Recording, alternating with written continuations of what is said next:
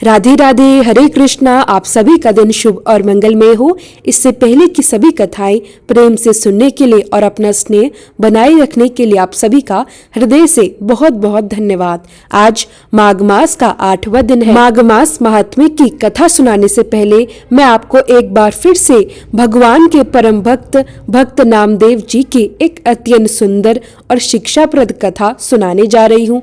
एक बार पंढरपुर में एक बहुत ही धनी और मान सम्मान वाले सेठ रहते थे। वे अपने कल्याण और पुण्य प्राप्ति के लिए समय समय पर तुलादान का बड़ा उत्सव किया करते। तुलादान में वे स्वयं एक पलड़े में बैठ जाते थे और दूसरे पलड़े में सोना, चांदी और धन रखकर संतों तथा ब्राह्मणों में दान किया करते थे। एक दिन वह उपस्थित एक वैष्णव भक्त ने सेठ से कहा कि यदि आपने अपने जीवन में भक्त नामदेव जी की सेवा नहीं की तो फिर आपने क्या ही किया। यह बात सेठ के मन में घर कर गई। उन्होंने सबसे पहले अपने नौकर को नामदेव जी को बुलाने के लिए भेजा, परंतु नामदेव जी ने बड़े ही विनम्रता से कहा कि हमें आने की कोई आवश्यकता नहीं है। इसके बाद सेठ ने अपनी मुनिम को नामदेव जी के पास भेजा। मुनिम के कहने पर भी नामदेव जी ने यही उत्तर दिया कि यह दान किसी और ब्राह्मण को दे दिया जाए, हम तो प्रभु की कृपा से पूर्णतः संतुष्ट हैं। अब की बार सेठ स्वयं भक्त नामदेव जी को बुलाने के लिए उनके पास गए। उन्होंने नामदेव जी के चरणों में दंडवत प्रणाम किया और बड़े आग्रह से दान स्वीकार करने की प्रार्थना की। नामदेव जी ने सेठ के हाव भाव देखकर समझ लिया कि इनके भीतर धन का बड़ा अभिमान भरा हुआ है। तब नामदेव जी ने सेठ से कहा, अच्छा सेठ जी, एक बात बताइए, क्या हम जितना मांगेंगे आप उतना दे पाएंगे? सेठ ने बड़े गर्व से कहा, जी हाँ बिल्कुल, आप जितना कहेंगे मैं उतना अवश्य दूंगा। नामदेव जी अपने साथ केवल एक तुलसी का पत्ता लेकर गए। उन्होंने उस तुलसी के पत्ते पर राम नाम का केवल आधा अक्षर यानी रा लिख दिया। लिखने के बाद उन्होंने कहा, मुझे बस इसके वजन के बराबर सोना दे दीजिए। एक पलड़े में वह तुलसी का पत्ता रखा गया जिस पर राम नाम का केवल रा लिखा था और दूसरे पलड़े में सोना रखा जाने लगा। सेठ ने हंसते हुए कहा, अरे महाराज, इसमें कितना ही सोना आएगा?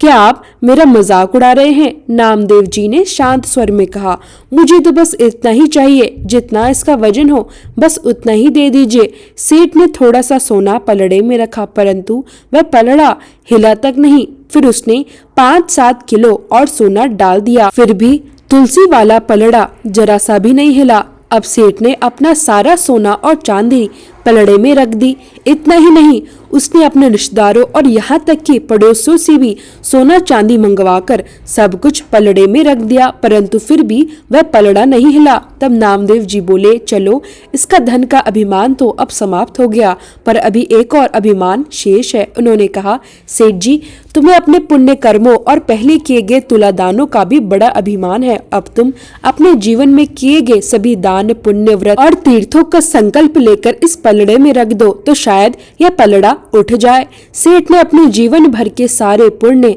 दान और तीर्थों का संकल्प लेकर पलड़े में रख दिया, परंतु अब की बार भी तुलसी वाला पलड़ा जरा सा भी नहीं हिला।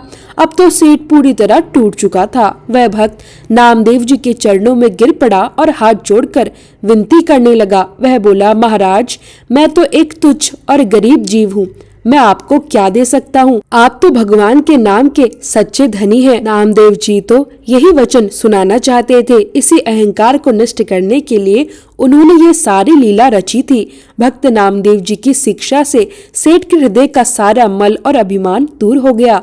अब उसने दीन भाव से प्रभु की भक्ति में अपनी बुद्धि और जीवन को लगा दिया। सच ही कहा गया है कि यदि किसी भक्त का संग मिल जाए तो जीवन अवश्य बदल सकता है।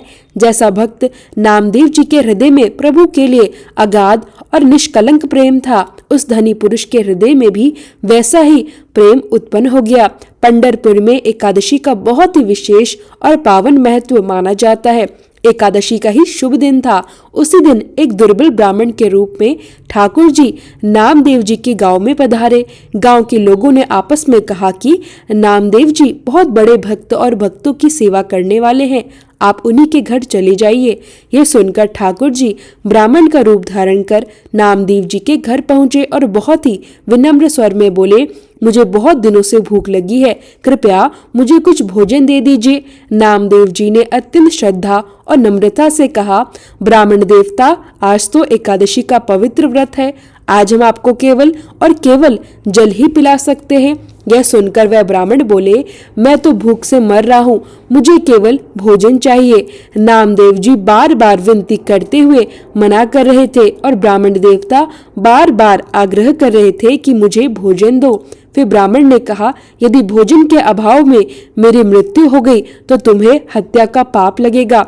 अब तो यह बात सुनकर गांव के सभी लोग भी इकट्ठा हो गए और नामदेव जी को समझाने लगे, आप ब्राह्मण देवता को अन्न दे दीजिए। पर नामदेव जी ने दृढ़ स्वर में कहा, कल मैं आपको अन्न दे सकता हूँ, लेकिन आज एकादशी के दिन मैं अन्न नहीं दूंगा। तब ठाकुर जी, जो ब्राह्मण के रूप में नामदेव जी के घर पधारे थे, वही अपने पैर फैलाकर लेट गए और मरने का स्वांग रच लिया। यह दृश्य देखकर गांव के सभी लोग नामदेव जी की कठोरता को लेकर उन्हें कोसने लगे। लोग कहने लगे, यह नामदेव जी भला कैसे भगते हैं, एक ब्राह्मण भूखा था, भोजन के अभाव में इस तरह तड़प तड़प कर मर गया और उन्होंने इसे अन्न तक नहीं दिया। गांव भर में लोग नामदेव जी की निंदा करने लगे। इधर नामदेव जी ने मन में विचार किया, क्योंकि ब्राह्मण की मृत्यु मेरे ही द्वार पर हुई है, अब तो इनका अंतिम संस्कार भी मुझे ही करना होगा। यह सोचकर नामदेव जी ने उस ब्राह्मण देवता के लिए चिता बनाई। चिता बनाने के बाद नामदेव जी स्वयं भी उस चिता में बैठ गए, क्योंकि ब्राह्मण की मृत्यु उनके ही द्वार पर हुई थी। चिता पर लेटे हुए ठाकुर जी ने मन ही मन सोचा, नामदेव जी तो वास्तव में सच्चे भक्त हैं, जो कहते हैं वही करके दिखाते हैं। अब तो ये मेरे साथ साथ स्वयं भी चिता में बैठ गए हैं। यदि चिता जल गई तो ये सच में स्वयं भी मर जाएंगे और मुझे भी जला देंगे। यह सोचकर ठाकुर जी तुरंत चिता से उठकर बैठ गए। फिर मुस्कुराते हुए नामदेव जी से बोले, अरे नामदेव, मैं कोई ब्राह्मण नहीं हूँ, मैं तो तुम्हारा विट्ठल हूँ, मैं तो बस तुम्हारी परीक्षा ले रहा था। यह सुनते ही नामदेव जी उनके चरणों में गिर पड़े। ठाकुर जी मुस्कुराए और फिर वहीं से अंतर्ध्यान हो गए। इस प्रकार विट्ठल जी नामदेव जी के साथ तरह तरह की लीलाएं किया करते थे। वे उनके साथ खाते पीते, खेलते कूदते और प्रेम भरी बातें किया करते थे। समय आने पर वे कभी कभी उनकी परीक्षाएं भी लिया करते थे। तो इस प्रकार यह थी महान भक्त नामदेव जी की पावन और प्रेरणादायक कथा। अब सुनिए आज का माघ मास का महात्म्य।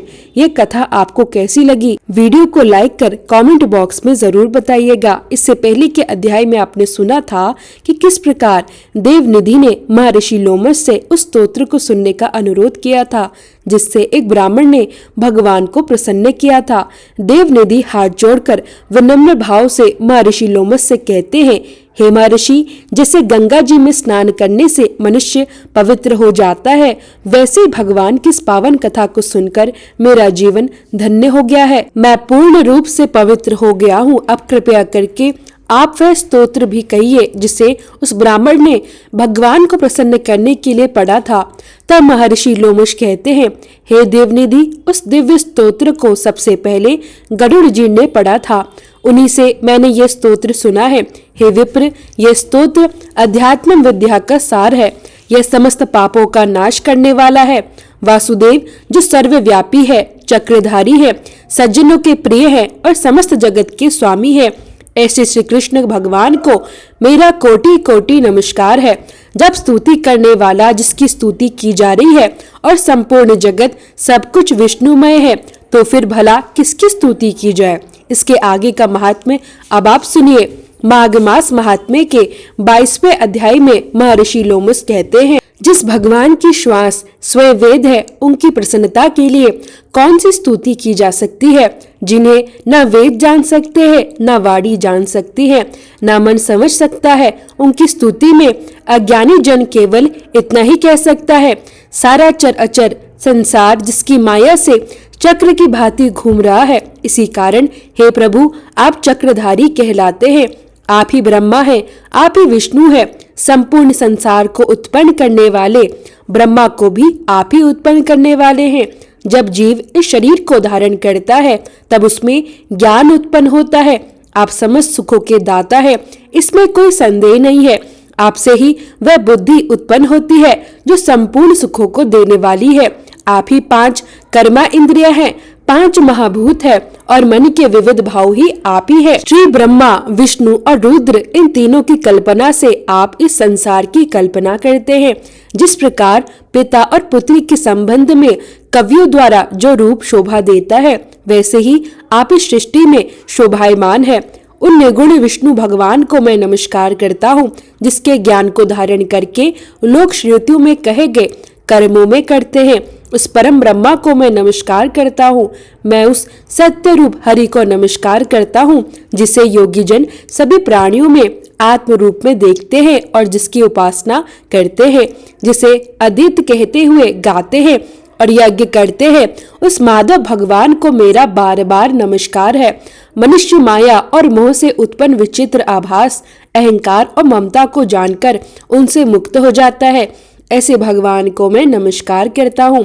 इस संसार में मनुष्य के मोह रूपी वायु से सदा भभकती रहने वाली ज्वाला आपके चरण कमलों की छाया में पहुंचकर जलाती नहीं है, जिसके केवल स्मरण मात्र से ही मोह, अज्ञान, रोग और दुख दूर हो जाते हैं। उस अनंत रूप भगवान को मैं नमस्कार करता हूँ, जिसमें मिल जाने पर फिर किसी दूसरे की इच्छा नहीं रहती, जिसे जानकर अद्वैतवादी आत्मा को ही देखते हैं। यदि विष्णु शब्द का अर्थ और उसके विषय का ज्ञान एक ही होता, तो हे माधव, इस संसार की माया में फंसकर भी मनुष्य तुम्हारे ही ध्यान में रत रहता। यदि वेदांत दर्शन में भगवान समस्त संसार में व्यापक है, तो इसी सत्य से भगवान में निर्विघ्न भक्ति उत्पन्न होती है। जो बिना बीज के भी स्वयं विद्यमान है, वही विष्णु भगवान है। जो सृष्टि, स्थिति और लय के लिए ब्रह्मा, विष्णु और महेश ये तीनों रूप धारण करते हैं और जिनके कार्य में सत्य, रज और तम ये तीनों गुण विद्यमान रहते हैं। जो भगवान प्राणियों के हृदय रूपी मंदिर में निर्मल देव के रूप में वास करते हैं, वह भगवान मुझ पर प्रसन्न हो। जो अविद्या से भरे संसार का त्याग करने वाले हैं, वह भगवान मुझ पर प्रसन्न हो। जगत में आप ही हैं, आपके बनाए हुए विश्व से आनंद मिलता है। आपके त्याग करने पर यह अपवित्र हो जाता है और आपके साथ रहने पर आप भी उसके साथ बने रहते हैं। जो विकार रहित है, जिन्हें चावर्क पंचभूतों के योग से उत्पन्न चैतन्य मानकर उपासना की जाती है, उन भगवान को मैं बार बार नमस्कार करता हूँ। जैन लोग आपको शरीर का परिणाम मानते हैं और सांख्यवादी आपको प्रकृति से परे पुरुष मानकर ध्यान करते हैं। आप जन्म आदि से रहित चैतन्य स्वरूप और सदा आनंद स्वरूप है। उपनिषद आपकी ही महिमा का गुणगान करते हैं। आकाश आदि पंच महाभूत, देह, मन और इंद्रियां, यह सब कुछ आपकी ही है। आपसे अलग कुछ भी नहीं है। आप ही समस्त प्राणियों को उत्पन्न करने वाले हैं और आप ही मुझे शरण देने वाले हैं। आप अग्नि हैं, आप ही रवि हैं, आप ही इंद्र हैं। होम, मंत्र, क्रिया तथा उनका फल, यह सब आप ही हैं। कर्मों का फल देने वाले भी आप ही हैं। वैकुंठ में आपके अतिरिक्त और कोई नहीं है।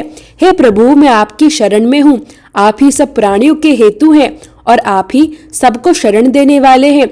जैसे युवा पुरुष की युवती में और युवती की युवा में प्रीति होती है, वैसे ही मेरी प्रीति भी आप में ही है। हे प्रभु, जो पापी भी आपको प्रणाम करता है, उसे यमदूत ऐसे नहीं देखते जैसे उल्लू सूर्य को नहीं देख पाता। प्रत्येक पाप मनुष्य को उसी समय तक सुख देता है जब तक वह आपके चरण कमलों का सहारा नहीं ले लेता।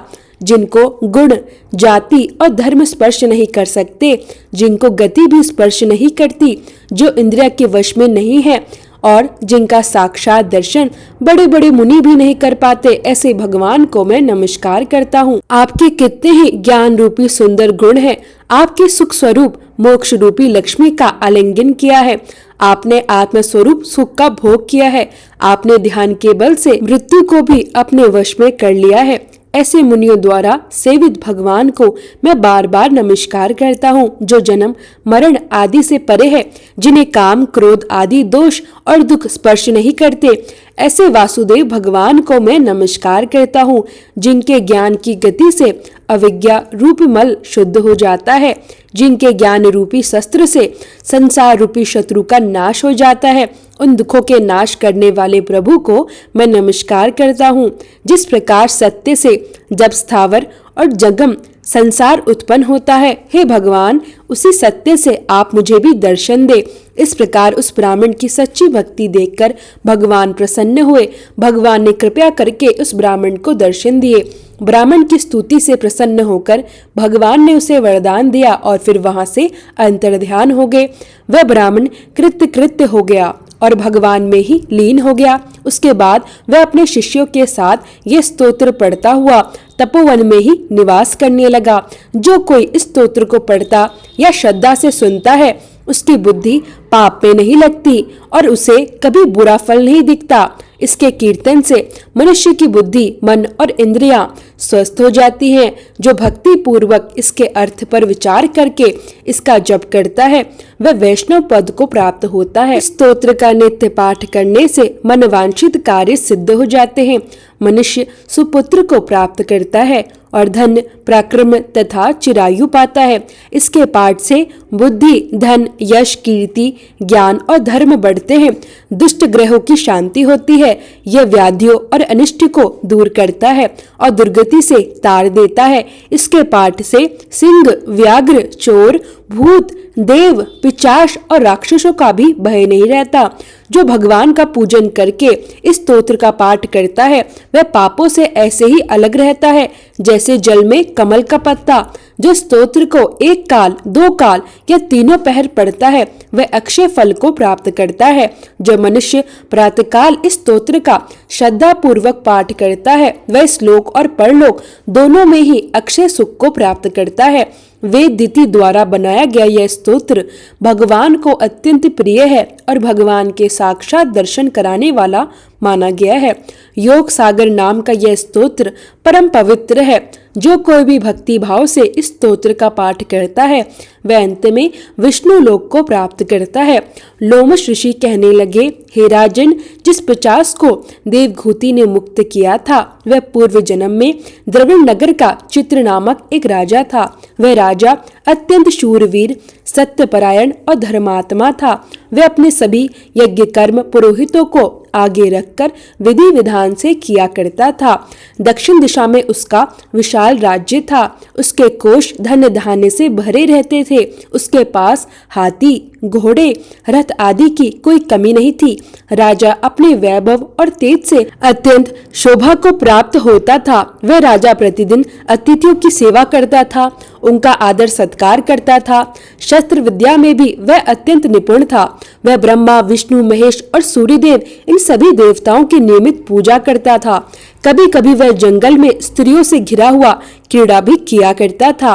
उसी समय कुछ पाखंडी लोग जो भस्म लगाए और महात्मा का वेश धारण किए हुए थे, राजा के पास आए। वह पाखंडी कहने लगे, हे राजन, शैव धर्म की महिमा सुनिए। इस धर्म के प्रभाव से मनुष्य अपने सभी पापों को काटकर मुक्त हो जाता है। सभी वर्णों में केवल शैव मत ही मुक्ति देने वाला है। भगवान शिव की आज्ञा के बिना दान, यज्ञ और तप इन सबसे कुछ भी फल प्राप्त नहीं होता। केवल भगवान शिव का सेवक बनकर भस्म धारण करके और जटा रखने से ही मनुष्य मुक्त हो जाता है। पाखंडी आगे कहने लगे, जटा धारण करने और भस्म लेपन से ही मनुष्य शिव के समान हो जाता है। इसके बराबर कोई पुण्य नहीं है। जटा और भस्म धारण किए हुए सभी योगी साक्षात भगवान शिव के समान होते हैं। अंधे, जड़, नपुंसक और मूर्ख ये सभी जटा से ही पहचाने जाते हैं। शूद्र वर्ण के शैव भी पूजनीय होते हैं। विश्वामित्र क्षत्रिय होकर ब्राह्मण बन गए। वाल्मीकि चोर होकर उत्तम ब्राह्मण बन गए। इसलिए शिव पूजन में किसी भी प्रकार का विचार नहीं करना चाहिए, तभी ब्रह्म तत्व की प्राप्ति होती है। जन्म से नहीं, कर्म से होती है। इसी कारण शैव का दर्शन भी अत्यंत उत्तम माना गया है। वह पाखंडी और भी कहने लगे, भगवान शिव के सिवाय किसी दूसरे का पूजन कभी नहीं करना चाहिए। जो शिव तपस्वी है अर्थात जो भगवान शिव की पूजा करता है उसे श्री हरि का त्याग कर देना चाहिए। भगवान विष्णु की मूर्ति का पूजन नहीं करना चाहिए। भगवान विष्णु के दर्शन से शिव जी का द्रोह उत्पन्न होता है और शिव जी के द्रोह से रौरव आदि नरक प्राप्त होते हैं। इसलिए भवसागर से पार होने के लिए विष्णु भगवान का नाम नहीं लेना चाहिए। जो शिव भक्त निशंक होकर भगवान शिव से प्रेम करता है वह निश्चय ही कैलाश में वास करता है। इसमें किसी प्रकार का कोई संदेह नहीं है। इस धर्म का पालन करने वालों का कभी नाश नहीं होता। इन पाखंडियों के ऐसे वचन सुनकर राजा मोह में पड़ गया। उसने उनका धर्म ग्रहण कर लिया और वैदिक धर्म को त्याग दिया। अब वह राजा श्रुति, स्मृति और ब्राह्मणों की निंदा करने लगा। उसने अपना घर का अग्निहोत्र बुझा दिया। धर्म के सभी कार्य उसने बंद कर दिए। वह श्री विष्णु की निंदा करने लगा और वैष्णवों से देश करने लगा। कहने लगा, कहाँ है विष्णु, कहाँ दिखाई देता है, कहाँ रहता है, किसने देखा है? जो लोग नारायण का भजन कीर्तन करते थे अब वह उन्हें कष्ट देने लगा। पाखंडियों का मत ग्रहण कर वह राजा वैदिक धर्म, व्रत, दान और दानियों को नहीं मानता था। अन्याय से दंड देता हुआ वह कामी राजा सदा स्त्रियों के समूह से घिरा रहने लगा। क्रोधी हो गया। जो राजा पहले सदाचारी और दान पुण्य करने वाला था वह अब दुराचारी बन गया। वह गुरु और पुरोहितों के वचनों को भी नहीं मानता। पाखंडियों पर विश्वास कर उन्हें गांव, हाथी, घोड़े और स्वर्ण का दान देने लगा। उनके सभी कार्य करने लगा। वह भस्म धारण करने लगा और मस्तक पर जटा रखने लगा। उसने नगर में ढिंडोरा पिटवा दिया। जो श्री हरि का नाम लेगा उसे मृत्यु दंड दिया जाएगा। उस ढिंडोरे के भय से ब्राह्मण और वैश्य उस देश को छोड़कर अन्य देशों में चले गए। देशवासी केवल नदी के जल से ही जीवन यापन करने लगे। जीविका से दुखी होकर न तो वृक्ष लगाए जाते थे न ही खेती बाड़ी की जाती थी। इस प्रकार प्रजा अन्न के अभाव में सड़ा जला अन्न भी खाने लगी थी। आचार विचार, अग्नि क्रिया सब कुछ छोड़कर वह राजा अब काल रूप बनकर शासन करने लगा था। कुछ समय पश्चात उस राजा की मृत्यु हो गई और वैदिक रीति से उसकी क्रिया भी नहीं की गई। राजा यमदूतों से अनेक प्रकार के दुख उठाता रहा। कहीं उसे लोहे के कीलों पर चलना पड़ा, कहीं जलते हुए अंगारों पर चलना पड़ा। कई ऐसे स्थान था जहाँ सूर्य अत्यंत तीव्र था और छाया देने वाला कोई वृक्ष नहीं था। कहीं उसे लोहे के दंडों से पीटा गया तो कहीं बड़े बड़े दांतों वाले भेड़ियों और कुत्तों से कटवाया गया। इस प्रकार अन्य पापियों का हाहाकार सुनता हुआ वह पापी राजा यमलोक में पहुंच गया।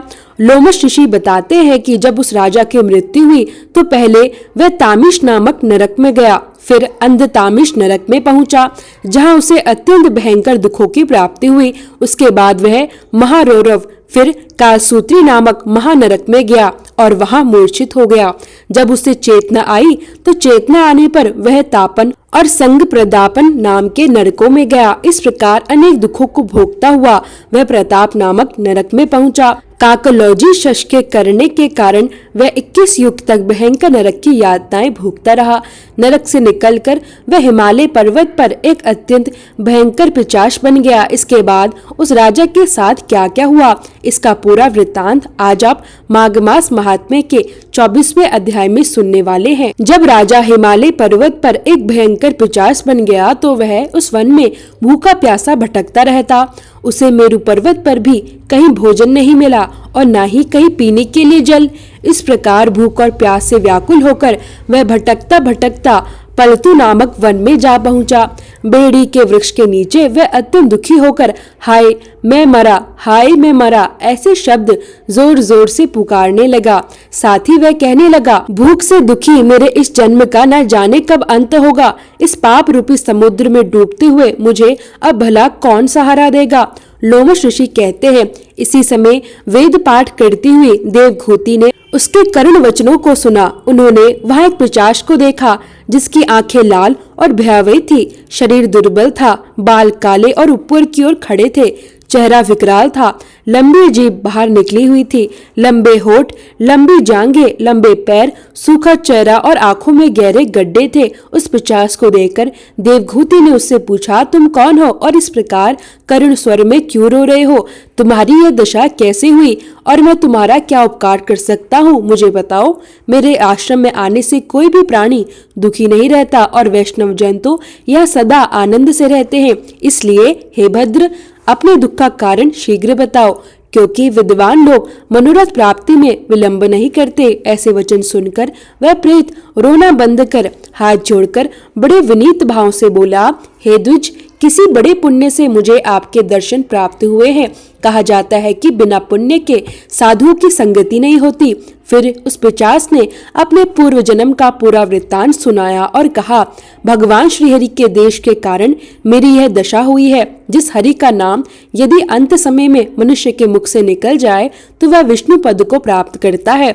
मैंने उसी हरि से द्वेष किया।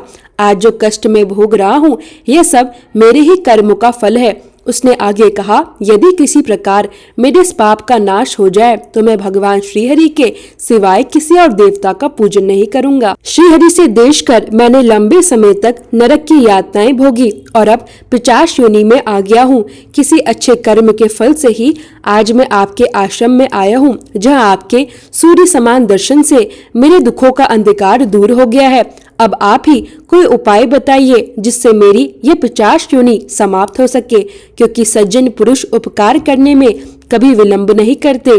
देवभूति बोले, यह माया ही देवता, मनुष्य और असुर सबकी स्मृति को मोहित कर देती है, जिससे धर्म का नाश करने वाला देश उत्पन्न होता है। जगत की उत्पत्ति, रक्षा और संहार करने वाले सब प्राणियों की आत्मा श्री विष्णु से जो विमुख होते हैं वह नरक को प्राप्त करते हैं। लोमश ऋषि कहते हैं, तब मुनि ने उस पिशाच को सुमार्ग बताया कि माघ मास में प्रयाग जाकर स्नान करो। माघ मास में प्रयाग स्नान करने से सभी पाप नष्ट हो जाते हैं और मोक्ष की प्राप्ति होती है। ऋषि के ऐसे वचन सुनकर प्रेत के मन में शांति उत्पन्न हुई। उसने हाथ जोड़कर विनय पूर्वक पूछा। प्रेत ने क्या पूछा और ऋषि ने क्या उत्तर दिया, इसका पूरा विस्तार आप अगली कथा में अवश्य सुनेगा।